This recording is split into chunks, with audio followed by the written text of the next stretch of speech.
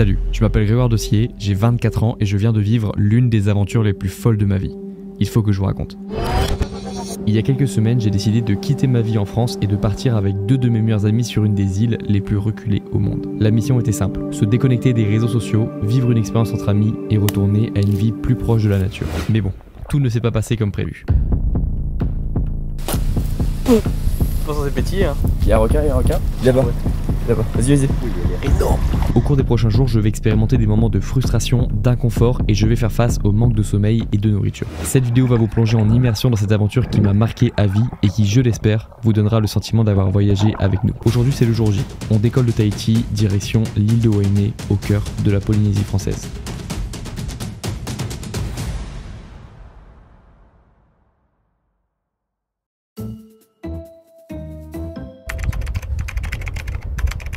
À ce moment-là, c'est la désillusion. On se rend compte qu'on n'a ni contact sur place, ni wifi, ni taxi. On est mort. On les a vus. Bah, il y a que 3 cons. Heureusement, à l'aide d'un habitant sur place, on arrive à contacter un taxi qui vient nous chercher quelques minutes après notre arrivée à l'aéroport. Franchement, on pouvait pas rêver mieux comme taxi, il était super drôle et il nous racontait des anecdotes sur l'île en même temps qu'il nous amenait à notre destination. Vous avez vu le dessin animé Vaiana? Ouais. Voilà, Tefeti, à la montagne. Okay. Normalement, c'est au clair de lune qu'on voit bien la silhouette. Les îles qui sont en face, c'est Raiatea. Après, à côté, Taha, et les tout petits, c'est Bora Bora.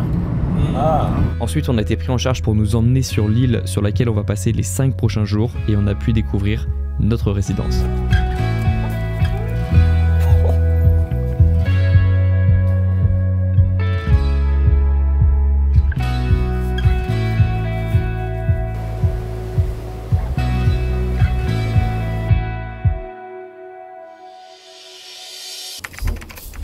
Sans sel, par contre, je ne mangerai pas. Ah oui, il y a un élément qu'on n'a pas précisé, c'est qu'on n'a pas assez de nourriture. Du coup, on va devoir sauter des repas. Et si tout ça suffisait pas, aujourd'hui, le riz, on l'a mal cuit. C'est vrai qu'il est dégueulasse. Ce soir, on va faire un repas de gala. Pas tout le monde. Après le premier échec du riz mal cuit, on a décidé de se faire un petit dessert en buvant de l'eau de coco. Malheureusement, je crois qu'on n'a pas choisi la bonne coco. Ça pique un peu. Je pense que c'est petit, hein. On a retenté une chance avec une noix de coco plus verte.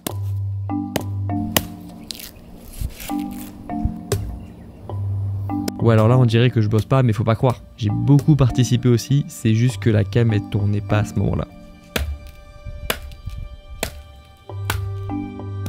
Et je dirais que ce que je recherche de cette aventure ici, c'est surtout de la déconnexion. Ce qui est fait déjà en un jour. Je me sens déjà, je sais même pas quel jour il est en France actuellement. Je sais pas quelle heure il est en France. C'est même pas forcément les plages qui me font envie ici. C'est pas forcément les cocotiers, les paysages magnifiques, mais c'est surtout le fait que je suis littéralement à l'autre bout du monde. Là, théoriquement, s'il y avait plus d'électricité et plus de moyens de rejoindre Tahiti, ça se rapprocherait vraiment de l'état de survie. On devrait apprendre à pêcher, on devrait apprendre à débourrer des noix de coco, à survivre avec notre environnement. Et je sens qu'il y a cette ambiance-là. Et je pense que c'est ça que je suis venu chercher ici. Allez, on va aller rejoindre les potes. Je crois que ce soir, pour fêter l'arrivée ici, c'est apéro. Let's go. Le premier jour, on a eu beaucoup de chance avec un des plus beaux couchers de soleil que l'on ait vu au cours de cette aventure.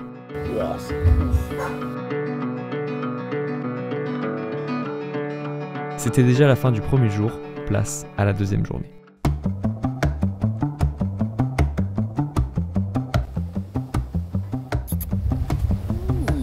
Maxime, il faut qu'on trouve des fruits. J'ai mis mon chapeau de choco.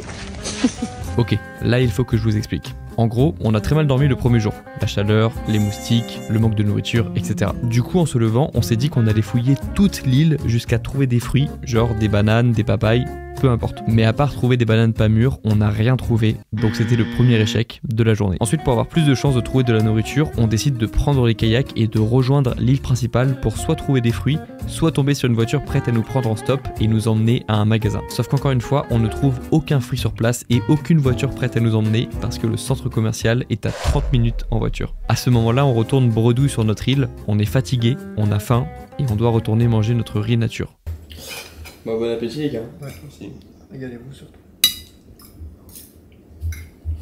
C'est sec hein. C'est dégueulasse.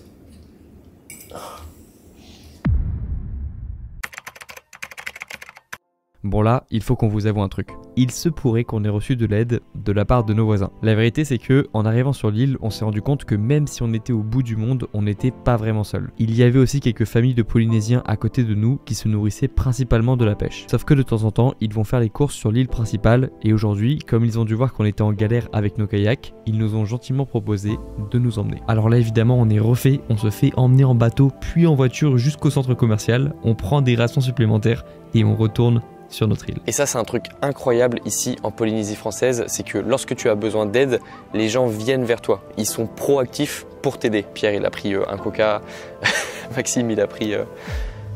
Qu'est-ce qu'il a pris Maxime? Maxime a pris une boîte de macro. Maxime il a pris une boîte de macro. En chantier, je m'appelle Teuse. Un coca bien frais, chacal. T'as vu comment c'est calme? Ouais, c'est pour ça que... Calme after the storm. Hein. C'est pour ça que je tourne. Hein.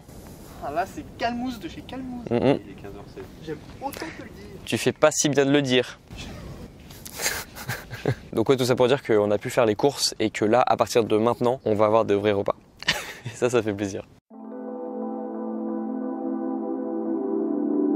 Le troisième jour, on n'a pas réussi à très bien dormir, alors on a décidé de se lever très tôt pour pouvoir assister à un lever de soleil et c'était vraiment magnifique.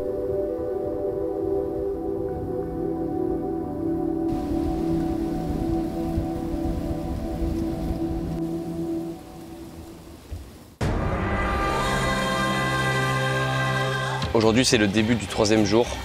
Hier soir, on a décidé d'éliminer Tatiana parce qu'elle n'apportait pas grand-chose au groupe.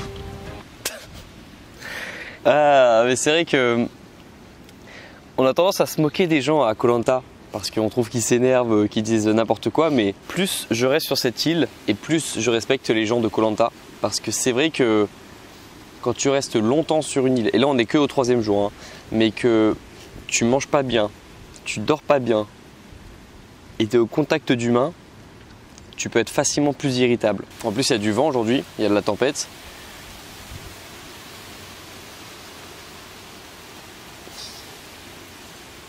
Donc ce matin, je sens que tout le monde est un petit peu fatigué, moi le premier. On va s'occuper et on va essayer de passer une bonne journée. Ça va être ça le programme. Et là, pendant qu'on prend le petit déjeuner, Maxime remarque une forme au-dessus de l'eau à quelques mètres de nous. Il y a un requin, Là-bas, là-bas. Vas-y. Il va venir. Oui, il est énorme. À ce moment-là, on perd de vue le requin et on se dit qu'on va sortir le grand jeu pour le retrouver.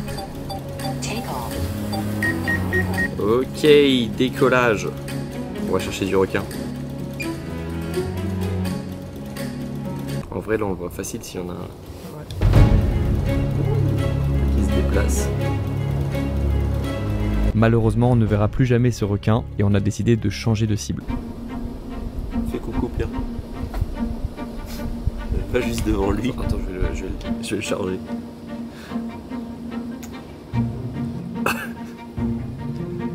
On va charger Pierre. Il fait coucou.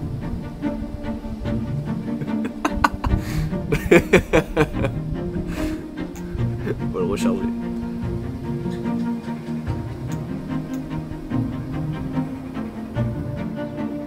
Wow.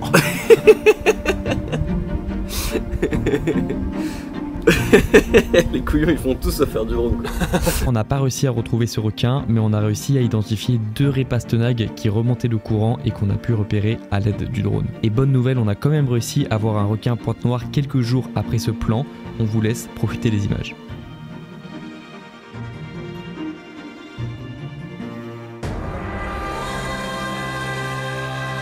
Aujourd'hui c'est le 4e jour sur le camp, Tatiana est revenue hier parce que Roger s'est blessé. Donc depuis hier il y a un petit peu de tension sur le camp parce que ça fait bizarre de faire revenir une personne qui a été éliminée au conseil avant. Non bah écoutez, aujourd'hui c'est un peu la même chose qu'hier, il fait pas très beau, il pleut et on essaye de lutter un petit peu contre l'ennui. Même si j'ai eu une réflexion cette nuit que j'avais envie de vous partager aujourd'hui sur à quel point ici le statut social n'a pas d'importance. Je sais pas si vous avez remarqué, mais depuis le début de la vidéo, je ne porte plus ma montre alors que c'est un objet auquel je tiens énormément lorsque je suis en France. Mais ici, depuis que je suis ici, porter ma montre n'a plus aucune importance. Parce que justement, je crois que ce lieu et cet endroit me fait relativiser ce statut social. Et quand on prend un petit peu de recul, quasiment 100% de nos actions sont orientées vers ça. vers le statut social et vers le fait de monter dans l'échelle sociale et de montrer que l'on représente quelque chose. Et j'aime bien le fait qu'ici, tout le monde s'en fiche du statut social et que toi-même, en arrivant ici, tu n'y accordes plus d'importance, juste naturellement, en voyant le paysage qui t'entoure. Le paysage te rend humble et le paysage te rappelle que tu es juste une personne. Et c'est tout. Et tu es au même niveau que toutes les personnes autour de toi ici. Et ça, j'aime bien.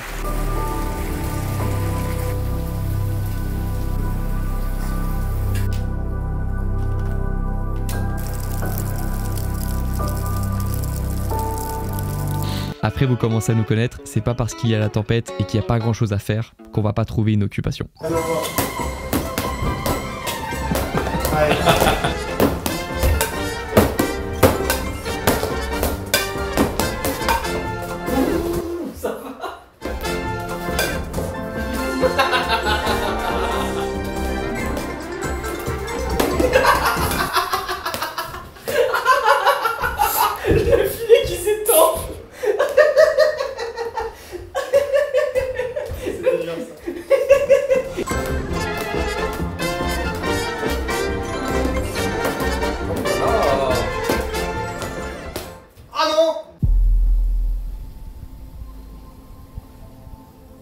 Je pense que vous l'avez compris, mais l'objectif sur cette île n'est pas de survivre. C'est vrai que pour l'instant, on n'a jamais réellement mangé à notre faim. Mais on ne peut pas dire qu'on est affamé non plus. En fait, on est tous venus sur cette île pour une raison différente. Maxime, lui, c'est son premier voyage en Polynésie, donc il est là pour découvrir. Pierre, lui, habite toute l'année à Tahiti, mais il vient ici pour passer quelques jours de vacances. Et moi, je commençais à tourner en rond dans ma routine en France, et j'avais besoin de voir autre chose et de passer du temps loin du monde des réseaux sociaux. Si je suis venu ici, c'est pour n'avoir pas d'autre chose à faire que de me retrouver avec moi-même. Prendre le temps d'écrire mes pensées, passer du temps avec mes potes, et sortir un petit peu de ma tête.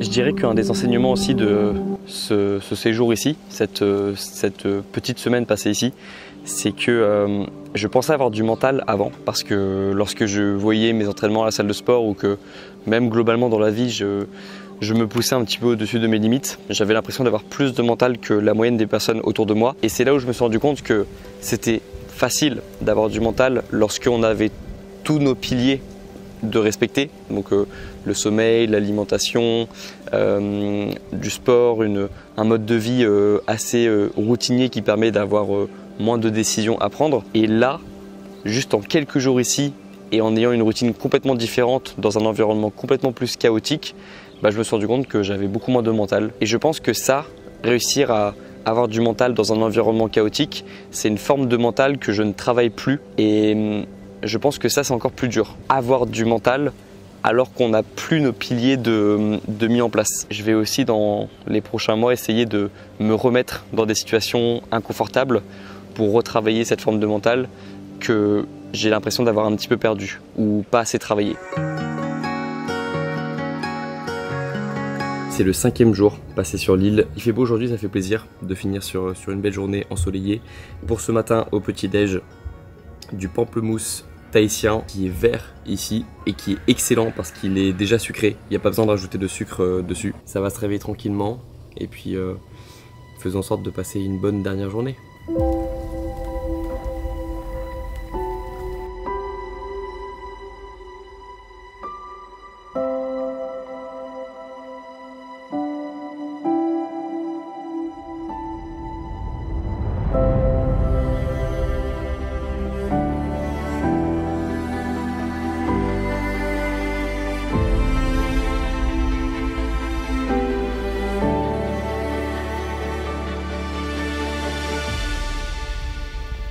Et bien c'était une bonne session de drone avec aussi un petit peu de rame. Après, il y a quelque chose qu'on vous a pas dit, c'est qu'avec Maxime, on a une passion en commun, ce sont les concours de plats. Et le problème, c'est que plus on s'ennuie, plus on devient con. Et là, arrivé au 5e jour, on était devenus très très con.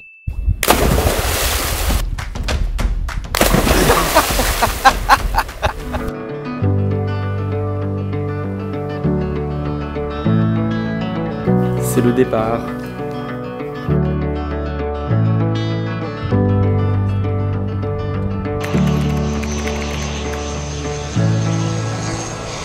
Bon les gars, C'était quoi le plus dur entre le manque de nourriture et l'absence d'internet? La nourriture. Fois 100. Le riz, moi, ça m'a saoulé. Un riz blanc à sec là, waouh. Et puis en plus, le premier jour, il était dégueulasse. Beau. Ah, le premier jour, il était un peu. Oh, il était Le mal premier cuit. riz, il était violent. Ouais. Ça a calmé tout le monde. C'était quoi votre moment préféré de cette semaine?